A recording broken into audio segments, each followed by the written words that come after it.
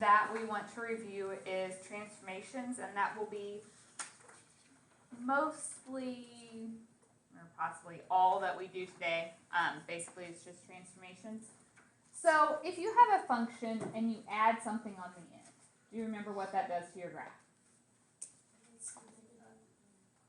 Yeah, if you add a positive, it would move your graph up. I'm going to say C, whatever that value was. So if I add 5, my whole graph moves up 5. If we subtract, that moves the graph down by that amount.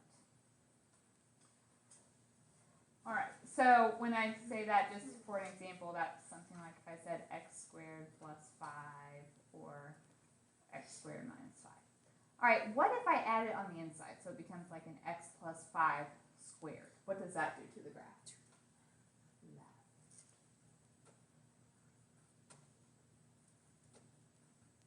And if you subtract something on the inside,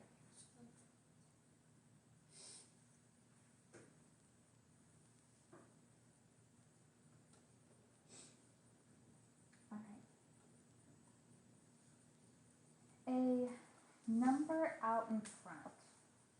Okay, so if I have like a 3x squared or a 1/3 x squared, what does that do to my graph?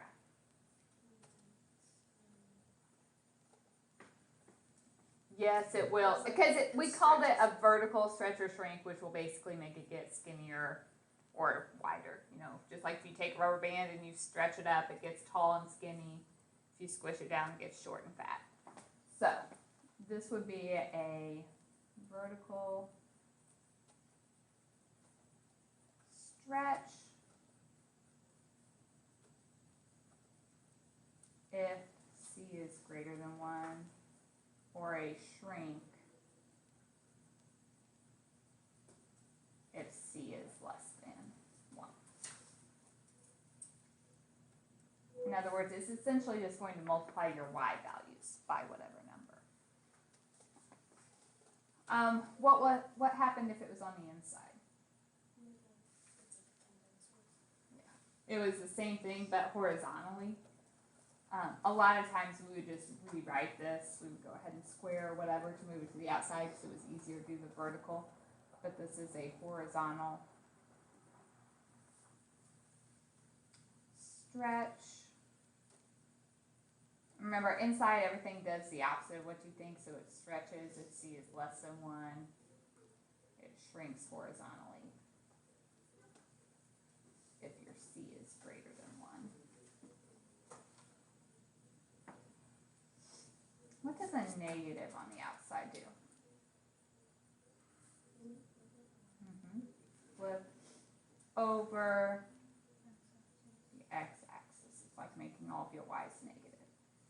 And if it's on the inside,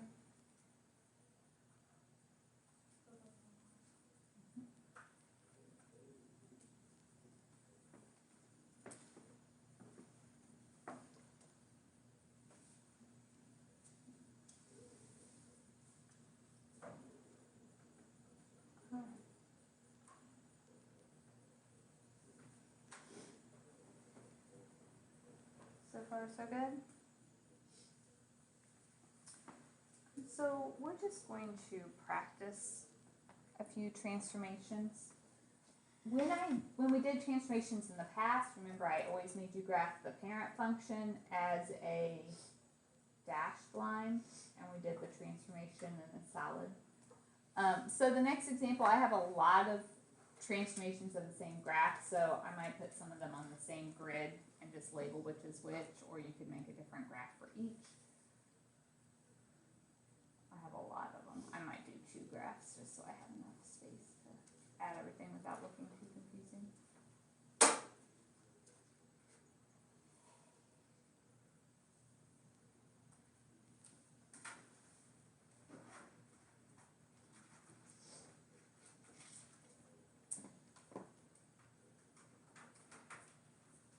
So my parent function is the square root of x. Remember, I always said a minimum of 3 exact points. So square root of 0 is 0. Square root of 1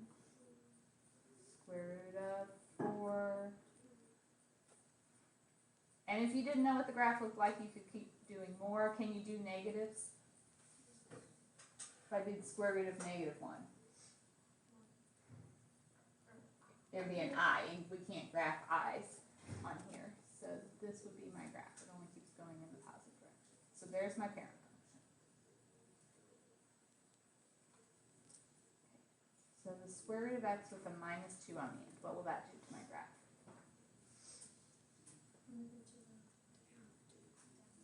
Right. Since the 2 is not under the radical, it moves each of those points down 2.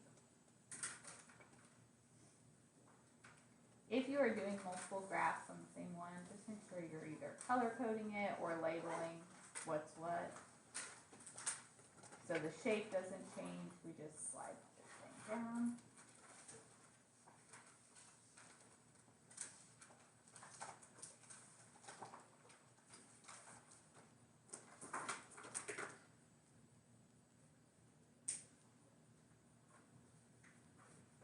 What would this do?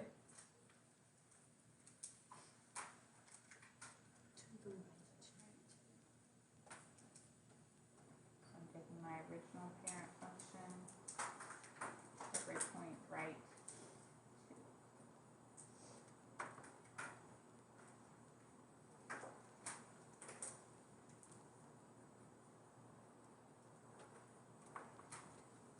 You can keep putting the rest of them on there. I'm going to make another graph for the rest of them, just so I don't have too much on one graph.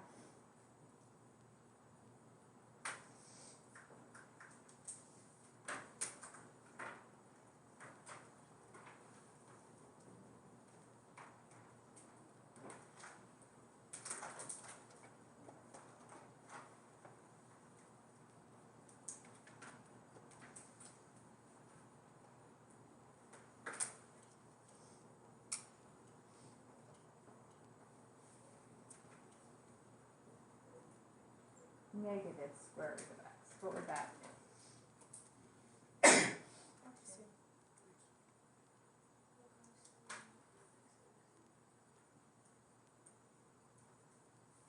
Like making all of our y values negative. So it flips over the x.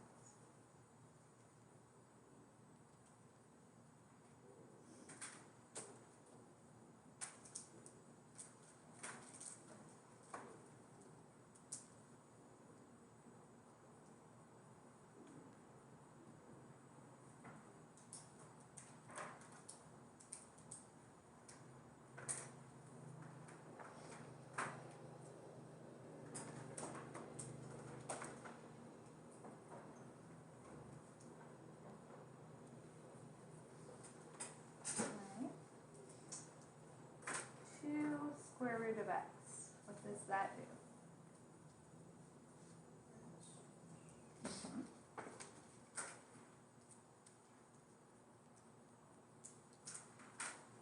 Okay, anything out in front is changing y and it does what it says. So it's like taking these y values times 2. So it's the y value of 0 times 2 is still 0. Y value of 1 times 2 is 2. Y value of 2 times 2 is 4.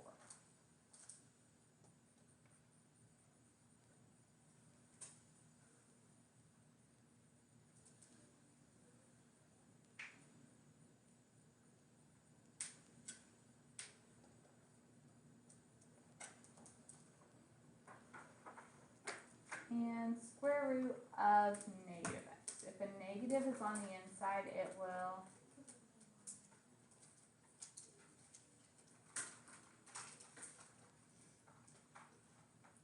taking that original and just reflecting over the y, essentially making all of the x's negative.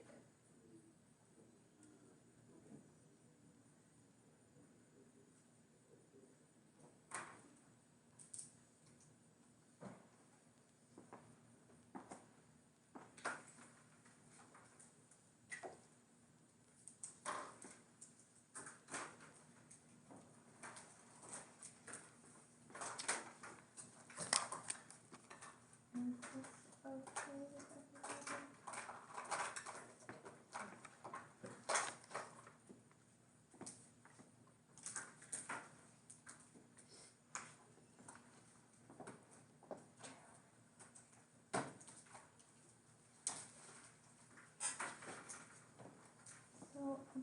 say, I wanted to use transformations to graph this function. Okay, the problem right now, is it written where I would know what my transformations were? No. So what we have to do in order to identify the transformations here is complete the square. It's been a while since we've done that. So remember, in completing the square, we have to have a leading coefficient of 1, which we do. And then essentially what we do is we're going to group the x's together. And we're just going to leave this 10 on the outside. We are trying to make a perfect square. So we want something to factor with a square on the outside. Okay, so do you guys know what we would have to add in here for that to work? So when I'm talking about perfect squares, I said x plus 1 squared. That multiplies out into x squared plus 2x plus 1. If I said x minus 2 squared, what does that multiply out to? X squared minus 4x plus 4. If I said x plus 3 squared, what's that give us?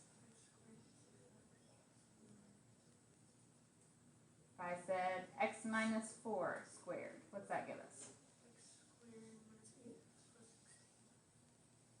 So what we are trying to do is make something like this so we can factor it like that. If you look, there's a pattern. When we did these, we always said, okay, if I take half of this middle term, so half of negative 8 is negative 4. Negative 4 squared is 16. Half of 6 is 3. 3 squared is 9. Half of negative 4 is negative 2. Squared is positive 4. So what we did is we divided this term by 2, so 6 over 2, and then squared it. And that told us what would be our perfect square. So 6 divided by 2 is 3. 3 squared is 9. Now I cannot change my problem. So if I add 9, what do I need to put with it to cancel that out? Minus 9. So I put a plus 9 on the inside of my parenthesis and minus 9 on the outside. So it's still equivalent to what I started with. Then x squared plus 6x plus 9, that factors into x plus 3 squared. This number right here is always going to be what we had before we squared it. 6 divided by 3 was positive 3. And then on the outside, this is a plus 1. That's what we need in order to be able to draw a graph. What's our parent function?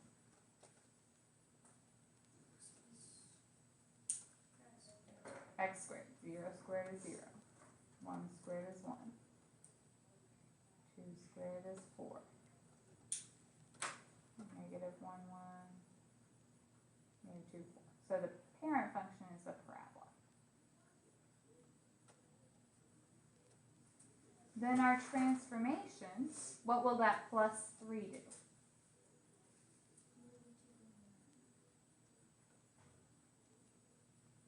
And the plus 1, so take each of those points, left 3, and up 1.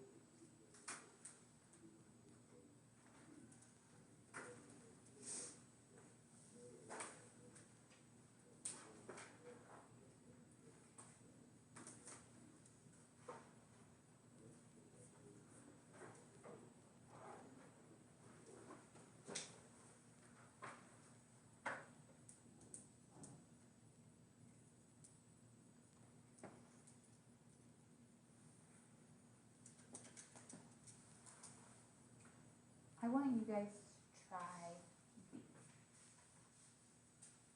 square work first. So you group your x's together don't want x squared, and we've got it. We leave this negative 21 on the outside. So middle term was negative 4. Divide that by 2 and square it. So negative 2 squared is positive 4. So if you add 4 to cancel that, we will subtract. So this would factor into an x minus 2 squared minus 25. So our transformation, we will go right 2 and down 25. Not nice at all.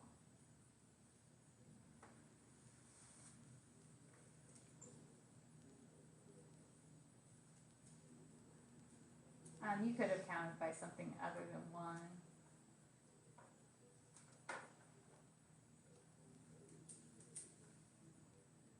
So we go down and we go right.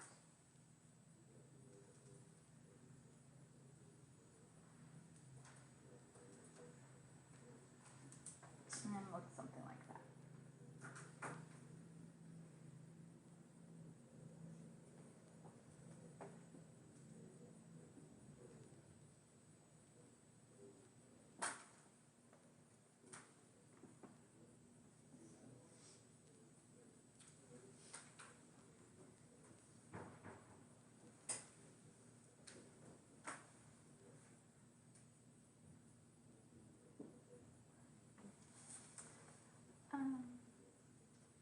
Are you okay with that one? If you look, the next slide I have example C. And this one is a little bit different. Can anyone recognize what's different about this one? The leading coefficient. Okay, so if we group the x's together, for completing the square to work, this has to be a 1x squared. So what I have to do is factor out that 2.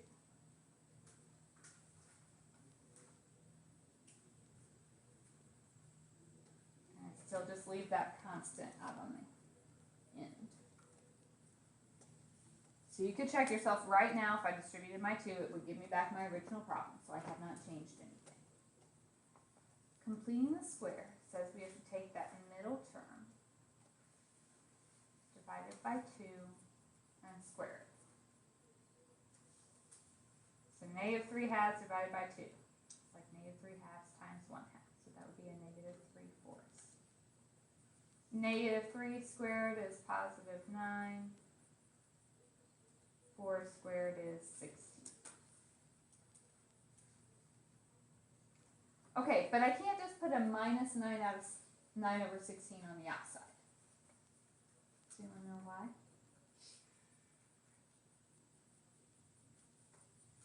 Because of this 2.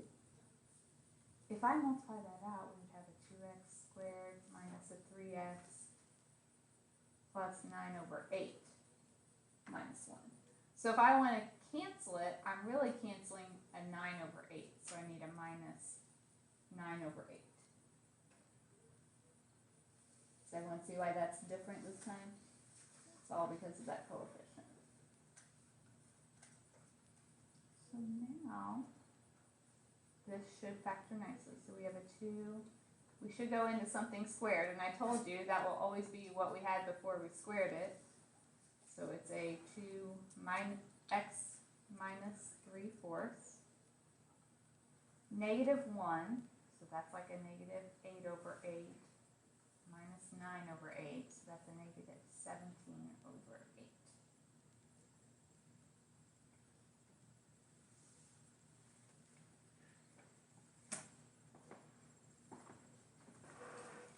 I really just wanted to practice the completing the square on that one. I'm not going to graph it. It's a little bit uglier just because it'll be hard to make some exact points on that. But I wanted to give us an ugly one to complete the square with. Any questions there?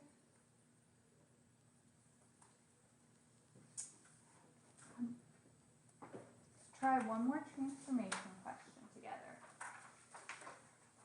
What's my parent function? Absolute value. What's the absolute value look like? The V. We'll see a lot of absolute values this year. absolute value of 0, 0, 1, 1, 2, 2, negative 1, 1, negative 2, 2.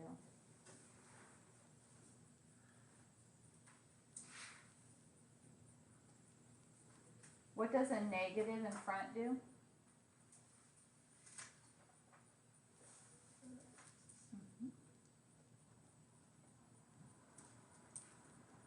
And the plus 1.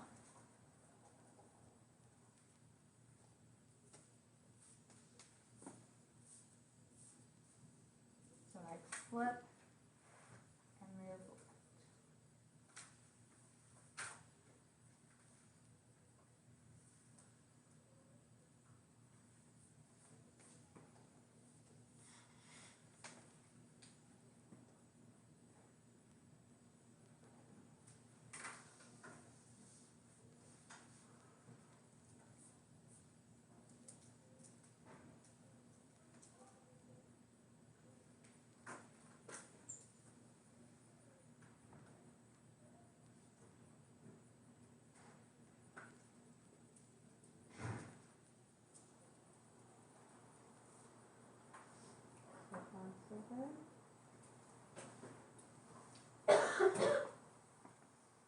Alright, I am going to skip the next example on here.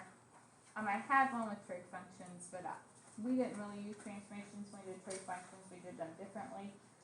So I'm just not going to cover that one right now. So this is the last example I want to do today.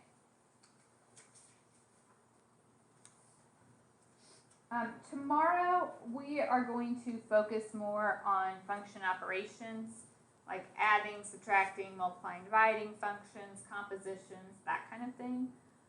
But I thought we might just throw one domain question up here for today to kind of lead us into that tomorrow.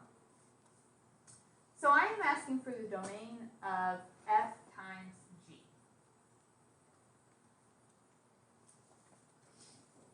There are different ways to do that. The easiest option might be to actually find f times g and then give the domain from that. Okay, f times g, so function f is 1 over x, function g is the square root of x minus 1.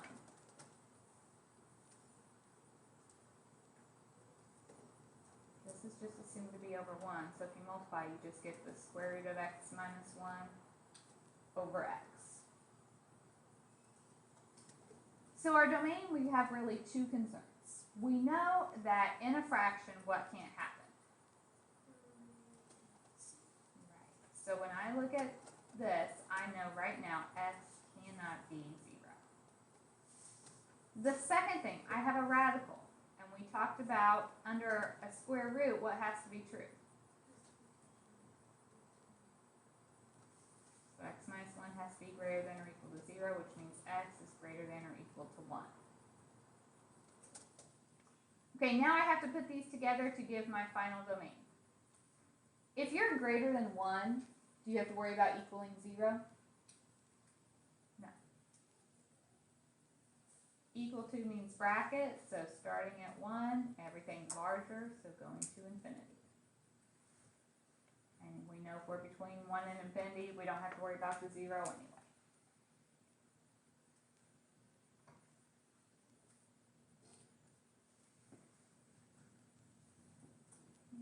B.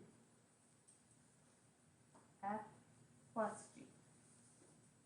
So f is the square root of x, g is the square root of 2 minus x. Can I actually add those things together? No. So we just have to look at the domain of both parts. Square root of x, anything under a square root has to be greater than or equal to 0. So x has to be greater than or equal to 0. 2 minus x greater than or equal to 0. If I subtract my 2, divide by a negative, that flips it. So I get x is less than or equal to 2.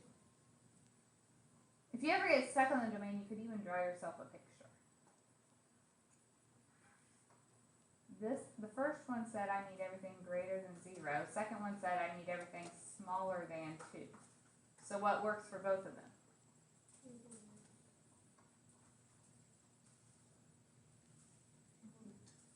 overlap. The only part that worked for both were things between 0 and 2, because it had to be bigger than 0 and smaller than 2. Both of those had an equal, so we get brackets, 0 to 2. Any number between 0 and 2.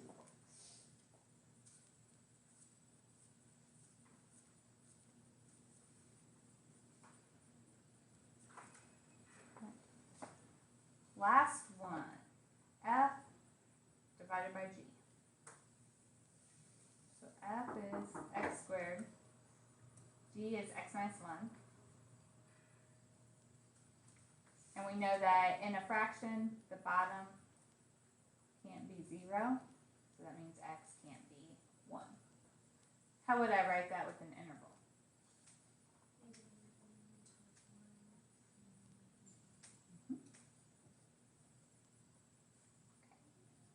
That is our stopping point for today.